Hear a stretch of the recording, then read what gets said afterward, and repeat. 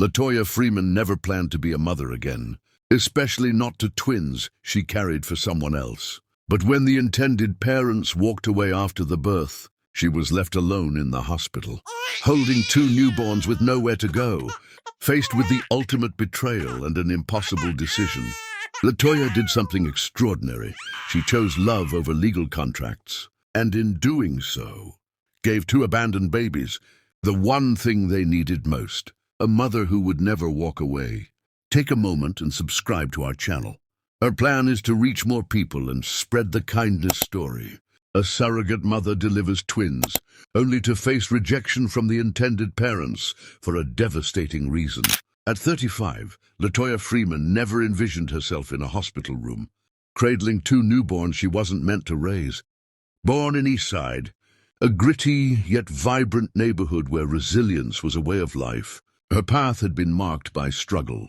She'd abandoned nursing school at 20, when her mother's breast cancer diagnosis drained their meager savings, forcing Latoya to work odd jobs to cover medical bills. A painful divorce from her high school sweetheart, Marcus, left her in a cramped one-bedroom apartment, her dreams of a stable family shattered. Now she worked punishing overnight shifts as a custodian at the Eastside Community Center, scrubbing floors under flickering lights. Yet Latoya's essence wasn't her hardships, it was her heart.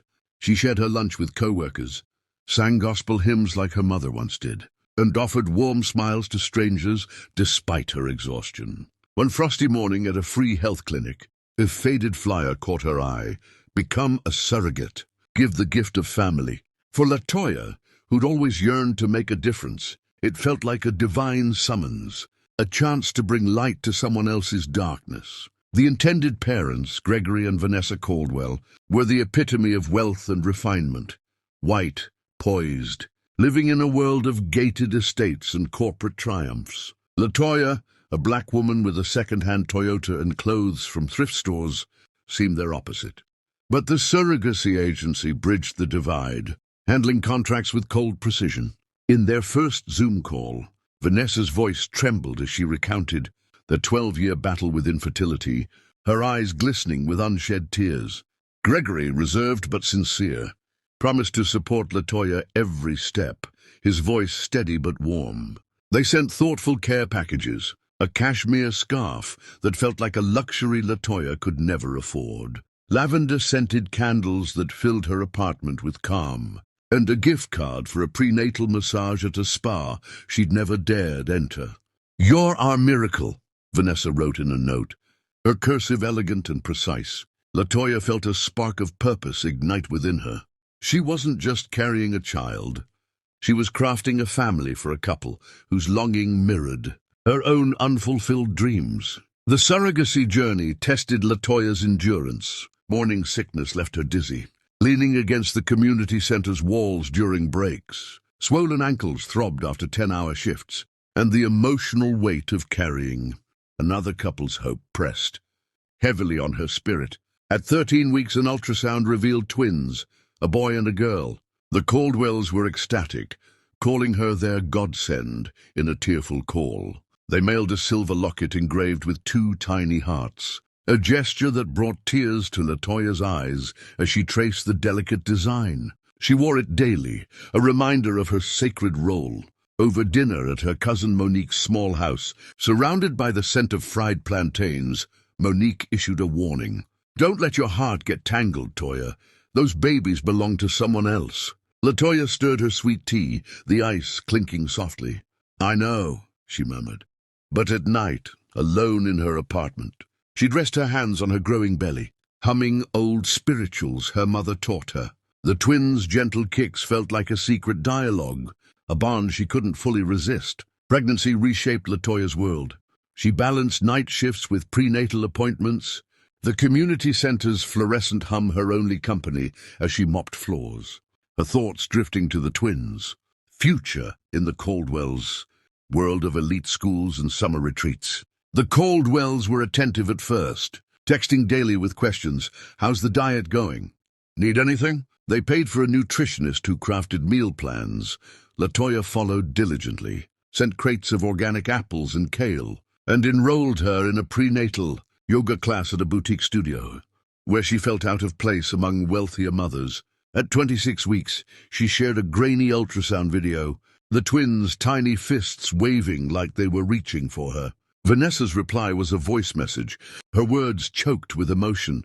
"We're counting the days until we hold them." Latoya clung to their gratitude, imagining the moment she'd place the babies in their arms. Their faces alight with joy, but as her due date loomed, subtle cracks appeared. Vanessa's texts grew sparse, sometimes unanswered for days. Gregory stopped joining calls, citing boardroom deadlines at his tech firm. Latoya dismissed her unease. New parents, she reasoned, must be swamped with preparations.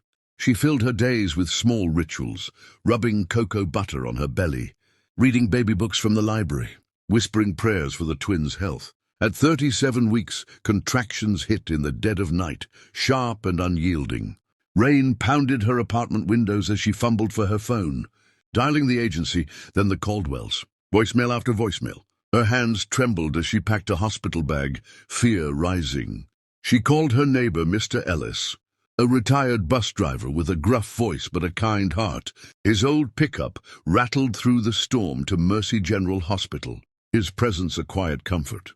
Labor was a tempest of pain and solitude. Latoya gripped the bed rails, sweat dripping, with no familiar faces to ground her. The nurses were efficient but busy, their focus on monitors tracking the twins' heartbeats. Dr. Miriam Hayes, a steady obstetrician with warm, dark eyes, coached her through each wave. "You're a warrior, Latoya. Keep going," she said, her voice a lifeline. At 4:12 a.m., the girl arrived, her cry sharp and fierce, cutting through the sterile room. 3 minutes later, her brother followed, his wail softer but resolute. The nurses swaddled them in pastel blankets, pink for her, blue for him, their tiny faces scrunched and perfect, like small miracles. Exhausted, Latoya managed a faint smile, her body trembling. "Are the parents here?" she asked, voice raw. A nurse, Carla, shook her head, her expression tight. "We're still trying to reach them." Hours blurred into a fog of fatigue and worry. Latoya drifted in and out of sleep, waking to ask about the Caldwells. No updates. By noon, the hospital staff grew quieter, their glances uneasy, whispers trailing in the halls. At 2 p.m., Dr. Hayes returned, her face heavy with concern. She closed the door and sat beside Latoya's bed. "We need to talk," she said softly. "The Caldwells aren't responding. We've tried every number, emailed, even contacted their lawyer.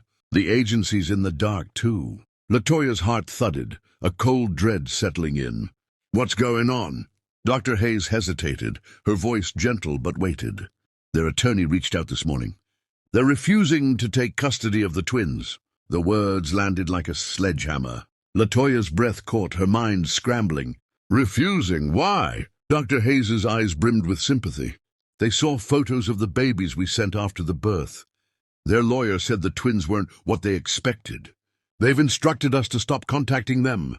Latoya's hands trembled, tears burning her eyes. "Not what they expected?"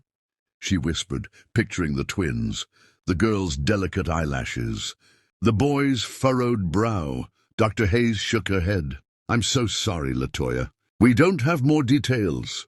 The room felt suffocating, the walls closing in. What would become of these babies? That night, Latoya stood by the nursery window, gazing at the twins in their bassinets. The girl, in a lavender onesie with a moon print, slept with her mouth slightly open, a tiny sigh escaping her.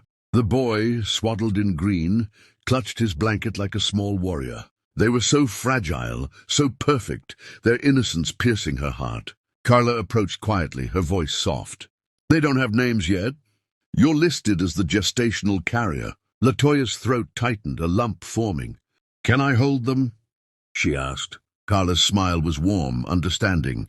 In a rocking chair, Latoya held both babies, their warmth seeping into her chest, their soft breath sinking with her heartbeat. She wasn't supposed to love them. She'd signed contracts, promised detachment, but their weight in her arms cracked her heart wide open. The Caldwells had vanished, leaving these children adrift, with Latoya as their only anchor.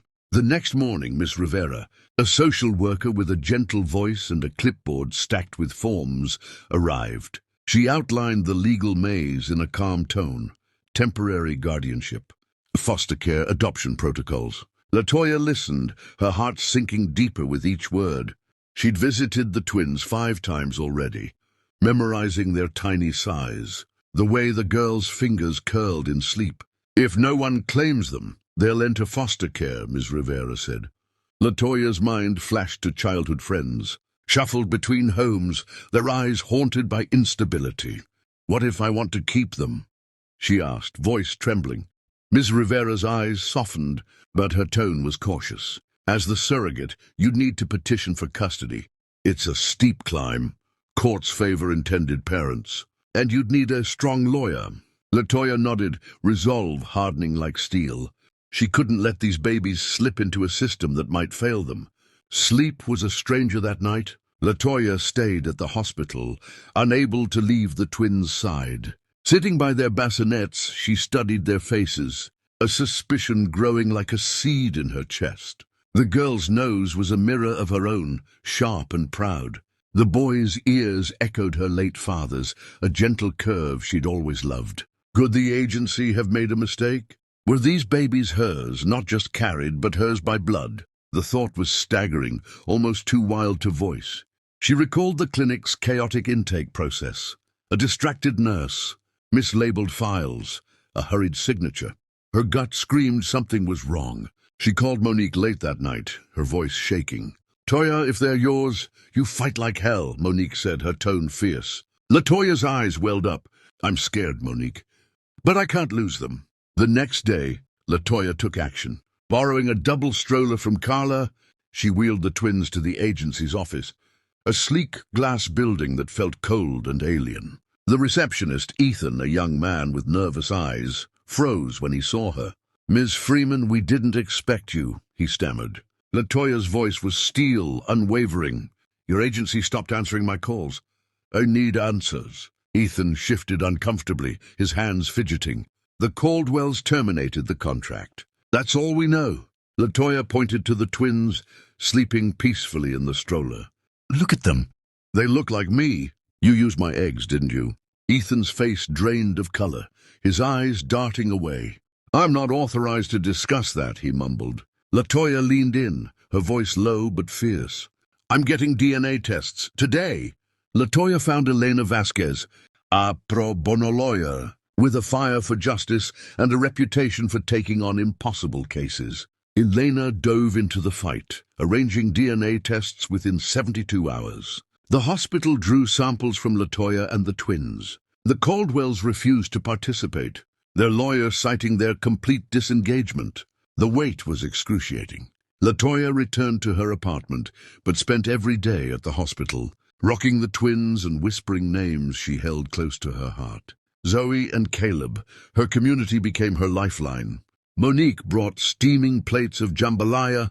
Mr. Ellis fixed her leaky sink. Carla offered whispered prayers during her shifts. One night, as Latoya sang a hymn to the twins, Carla watched, tears glinting in her eyes. "You're already there, Mom," she said softly. Latoya's heart ached with hope and fear, the weight of an unknown future pressing down. 3 weeks later, the DNA results arrived. Latoya sat at her kitchen table, the envelope trembling in her hands like a fragile thing. She opened it, her breath catching as the truth hit like a tidal wave. 99% biological relation to both twins. Her eggs, not Vanessa's, had been used due to a clinic error.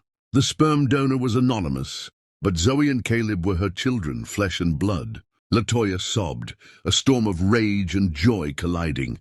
She'd given birth to her own son and daughter, a revelation that reshaped her world. The agency issued a vague apology, blaming a database error, but sidestepped any real accountability. The Caldwells remained silent, their lawyer an impenetrable wall. Latoya clutched the silver locket, its 2 hearts now symbols of her unbreakable bond with her children. The legal battle was a crucible, stretching over 8 grueling months. Elena filed for custody, arguing the clinic's negligence and the Caldwells' abandonment gave Latoya moral and legal claim. The Caldwells' lawyer countered viciously. painting Latoya as a schemer who'd manipulated the situation for personal gain. Each court hearing drained Latoya's savings, forcing her to pick up extra shifts at the community center. Her body ached as she scrubbed floors, her mind tethered to the twins, who remained in hospital care under temporary guardianship. Her community rallied. Mr. Ellis organized a fundraiser at the center, raising enough for legal fees. Carla knitted tiny booties and blankets. Monique babysat during court dates, her fierce support a constant. Latoya's estranged brother, Jamal, reappeared after years of silence, drawn by news of her fight. Their reunion was tentative, marked by old wounds, but he offered to help, bringing groceries and rebuilding bridges they'd thought burned. On the stormy May morning, the judge delivered her ruling. The courtroom was packed with nurses, co-workers, and neighbors who'd followed Latoya's story. The clinic's error and the intended parents' abandonment leave no doubt, the judge said, her voice firm. Custody is granted to Latoya Freeman. The room erupted in quiet cheers, tears glinting in the eyes of strangers and friends alike. Latoya hugged Elena, her sobs a release of months of fear and hope. She visited the twins that evening, holding them close, whispering their names, Zoe and Caleb, as if saying them aloud made them hers forever. The locket gleamed against her chest, a symbol of her triumph. Motherhood was a relentless, beautiful journey. Latoya returned to work after 10 weeks, balancing night shifts with midnight feedings and diaper runs. She scoured thrift stores and church sales for a crib, a double stroller and tiny clothes, transforming her tiny apartment into a cozy nursery with hand-painted stars on the walls. Monique, Mr. Ellis, and Carla became her village, watching the twins when she worked. Latoya sang gospel hymns to Zoe and Caleb, their giggles a balm for her bone-deep exhaustion. Every milestone felt like a miracle. Caleb's first word, "Mama," spoken with a toothy grin. Zoe's first wobbly step across the living room. Neighbors sometimes stared, whispering about the single black woman raising twins alone. "How's she managing?" They'd murmur at the corner store. Latoya tuned them out, her world anchored by her children's laughter, their tiny hands in hers. As the twins grew, their personalities bloomed like wildflowers. By age 5, Caleb was a whirlwind, banging on pots with wooden spoons and chasing squirrels in the park, his laughter echoing through East Side streets. Zoe was quieter, sketching birds and flowers in a dollar store notebook, her eyes bright with curiosity. Money was tight. Latoya tutored kids in literacy after work, sold old furniture, even pawned her mother's locket to buy a used tablet for Caleb's budding love of music. She shielded the twins from the Caldwell's rejection, but the truth lingered like a shadow in her heart. One night, as she tucked them into their shared crib, Zoe asked, "Why don't we have a dad?" Latoya's heart caught the question a knife. "You have me," she said, kissing their foreheads. "And I'm never leaving." Life brought relentless challenges. At 6, Caleb struggled with reading, his frustration erupting in tantrums at school. Latoya spent nights helping him sound out words, her patience a quiet strength. Zoe faced whispers from classmates about their different family. No father, a mother who worked nights. Latoya joined a single moms group at the community center, finding solace in shared stories of sacrifice and love. She took on weekend cleaning jobs, saved every penny for school supplies, and enrolled Caleb in a free music program where he discovered a knack for rhythm. Her community grew. Mrs. Delgado, a neighbor, taught Zoe to braid, her nimble fingers guiding Zoe's small hands. Mr. Ellis built a wooden toy box for Caleb, his gruff voice softening as he played with the twins. Jamal, now a regular presence, helped with repairs and shared stories of their childhood, healing old rifts. Latoya's faith, battered by years of loss, deepened through her children's love, her prayers a nightly ritual. At 8, the twins faced their first real encounter with prejudice. A classmate taunted Zoe, saying her family wasn't normal. Latoya held her as she cried, explaining that love, not convention, made a family. She advocated for Caleb at school, pushing for extra reading support, her voice firm despite teachers' doubts. She worked tirelessly, picking up extra shifts and selling homemade baked goods at the community center to afford music lessons and art supplies. Her sacrifices were quiet but fierce. She skipped meals to buy Zoe a sketchbook, stayed up late sewing costumes for school plays. The twins thrived, their resilience a mirror of her own. Caleb's drumming grew confident, Zoe's drawings more intricate. Each creation a testament to their mother's unwavering support. When Zoe and Caleb were 10, their school hosted a family showcase, a night of performances and pride. Latoya sat in the front row, her hands clasped tightly, her heart pounding with anticipation. Caleb performed first, strumming a guitar from the community program, his melody raw but soulful, notes carrying the weight of his young spirit. The crowd clapped warmly, their applause a soft roar. Zoe stepped up next, clutching a handwritten poem, her voice steady despite her nerves. "My mom is my lighthouse," she read, her words clear and piercing. "She didn't just give me life, she fought for me when the world turned away. She's my home, my strength, my everything." Latoya's eyes welled up, tears spilling over. When Caleb joined Zoe on stage, playing a lullaby Latoya had sung in the hospital, soft, haunting notes that echoed those early, uncertain days, she buried her face in her hands, sobbing quietly, the crowd's standing ovation a blur around her. After the showcase, a woman approached Latoya, her face nervous but familiar. "I'm Sophia from the agency," she said, her voice trembling. Latoya stiffened, the past rushing back. Sophia's eyes were heavy with guilt. "I was there when it happened." The Caldwells saw the twins' photos and realized they were black. They said it didn't fit their family vision. They ordered us to cut all contact. Latoya's chest tightened, the old wound raw and aching. "Why tell me now?" she asked, her voice low. Sophia looked down, ashamed. "They applied to adopt again last year. I quit the next day. I couldn't stay silent anymore." Latoya watched Zoe and Caleb playing nearby, their laughter untouched by the pain of their origins. "I don't need their remorse," she said, her voice steady. "I have my family, and that's more than enough." A local journalist, moved by the showcase, shared Latoya's story, and a mother's fight for her twins spread like wildfire online. Offers flooded in, TV interviews, a memoir deal, a scholarship fund for the twins' education. Latoya declined most, fiercely protective of her children's privacy, but agreed to a radio interview, her voice calm but powerful. "Love doesn't need a perfect plan," she said. "It needs you to show up every single day and choose it." The twins grew, their talents blossoming. By 15, Caleb was composing music, his rhythms a blend of gospel and hip-hop. Performed at community events, Zoe's art adorned the community center's walls, her sketches capturing East Side's beauty and grit. Latoya faced new struggles, rising rent, a health scare that drained her savings, but her community stood firm. Jamal helped with bills, Mrs. Delgado cooked for the twins, and the single moms group became her extended family. Years later, at the twins' high school graduation, Latoya sat in the front row, gray streaking her hair, pride radiating from her eyes. Caleb took the stage, playing a piano composition he'd written, its notes soaring with emotion, a tribute to their journey. Zoe delivered a valedictorian speech about resilience, her voice strong and clear, weaving their story into a call for courage. "Our mom didn't just give us life," she said, her eyes finding Latoya's. "She fought for us, loved us when no one else would. She's the reason we're here."